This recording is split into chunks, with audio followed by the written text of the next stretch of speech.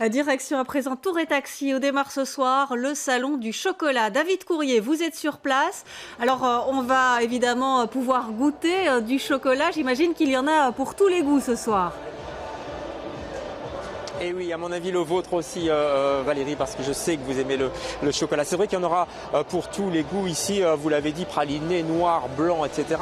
Il y a bien sûr les grandes marques, mais aussi les créateurs bruxellois et puis des créateurs du monde entier. C'est un grand salon, c'est la 4e édition. J'ai à côté de moi la créatrice Sylvie Douce. C'est vrai que c'est un salon qui fait le tour du monde. Il y a 18, nous terminons là, ici, la 18e édition du Salon du Chocolat. Nous arrivons du Japon et ce soir en simultané avec Bruxelles, il y a Milan qui ouvre ses portes. Bon, le chocolat, c'est un plaisir que l'on offre, que l'on s'offre.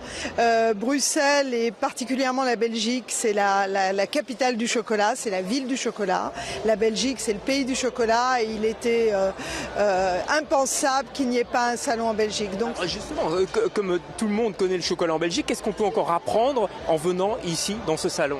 Alors on peut tout apprendre. En fait, le public va venir rencontrer ses marques, les artisans, les industriels. Il va pouvoir pâtisser avec les chocolatiers, les pâtissiers, assister aux conférences, tout savoir, mieux connaître le chocolat pour mieux l'apprécier. Il y a des ateliers pour les enfants. Il va y avoir des alliances, des dégustations, des masterclass. Il y a les plus grands chefs qui vont s'exprimer pendant 3 jours sur le salon. Et en fait, l'idée, c'est que chacun vienne ici pour apprendre, pour rencontrer, recréer les liens affectifs entre les professionnels et le grand public, puisque le chocolat, finalement, ça s'adresse à tous, petits et grands, toutes catégories socio-professionnelles confondues. Alors j'ai une dernière question, peut-être un peu dérangeante. Vous êtes franco-suisse.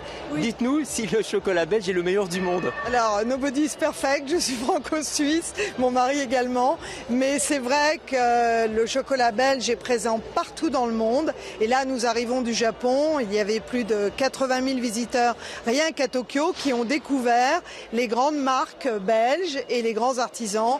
Pierre Marcolini y était, Benoît Nian, enfin tous les grands artisans qu'on va retrouver d'ailleurs ici pour la plupart et qui étaient avec nous à Tokyo. Donc ça fonctionne. Merci beaucoup Sylvie Douce. Voilà Valérie, 3 jours de bonheur, un petit peu plus près du paradis de la gourmandise et du chocolat. Ça commence demain et tout le week-end pour le grand public. Merci beaucoup David Courrier.